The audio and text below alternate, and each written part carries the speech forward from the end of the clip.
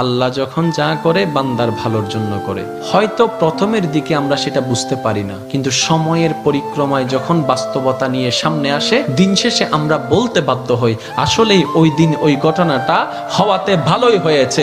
আল্লাহ কখনো বান্দার ক্ষতি চাই না। আল্লাহ যদি ক্ষতি চাইতেন সকালের নামাজ না পড়ার কারণে কান্না করে দিতে পারতেন। যদি আল্লাহ ক্ষতি চাইতেন দুপুরে নামাজ না পড়ার কারণে ল্যাংড়া করে দিতে পারতেন। আল্লাহ সেটা চান না। আল্লাহ চাই বান্দার সব সময় ভালো। আর মা তো দেখেন জন্ম দেওয়ার কারণে সন্তানের অপরাধ করার পরও মা সন্তানের প্রতি কতই ভালোবাসা, কতই মায়া। বাবার কাছ থেকে সন্তানের পিঠকে বাঁচাই ফেলছে, এরকম হাজারো মা আছে ওই মায়ের জন্য। কিন্তু আল্লাহ পাক রব্বুল আলামিন বান্দার উপর কতটুক ভালোবাসে দিয়েছেন সেটা আমরা বান্দারা বুঝতে পারি নাই বলে শয়তানের ফাঁদে বারবার পা দিয়ে আটকাই যাচ্ছি। মনে রাখবেন, মনের মধ্যে কথাটা বসাই ফেলবেন, আল্লাহ যখন যা করে বান্দার ভালোর জন্যই করে।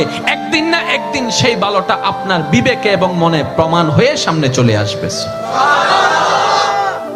আমি বুঝাতে চাচ্ছি আমাদের সাথে সবচেয়ে কানেকশন কার বেশি ভালো থাকতে হবে, বান্দা হিসেবে আল্লাহর, উম্মত হিসেবে নবী রাহমাতুল লিল আলামিনের।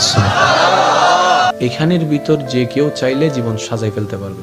আমি বলছি যে কেউ, anybody, you can do it, not impossible. Because impossible শব্দটাকে যদি একদম ভালো করে গভীরভাবে দেখেন, সেখানের ভিতর আপনি আশ্চর্যভাবে একটা জিনিস দেখবেন।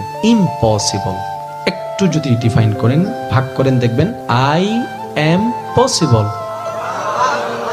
ইম্পসিবল, পসিবল কে আলাদা রাখেন, আই এম কে আলাদা রাখেন। I M possible. ইম্পসিবল শব্দটাই আপনাকে জানান দিচ্ছে আমি